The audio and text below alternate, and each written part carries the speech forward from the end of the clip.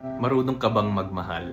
The other day, I saw this famous symbol of love or heart or pagmamahal, the Korean love sign. Sumikat siguro siya kasi it's a fun way of saying I love you or I love it or pinupusuan mo yung tao or the experience itself, you love it.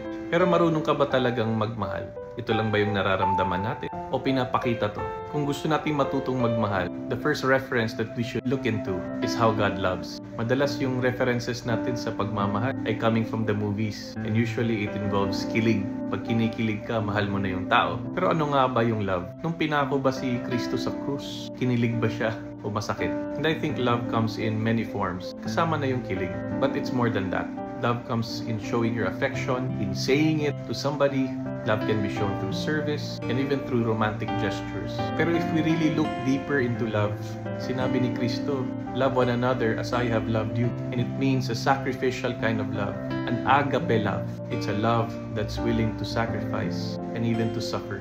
That's what Christ has shown us. Ikaw ba, are you willing to sacrifice for those you love? Or parating na lang iniisip mo ang sarili mo na hindi sapat ang natatanggap mo, na may pagkukulang yung ibang tao sa'yo. You know, when it becomes service love, your first agenda is, how can I bless that person?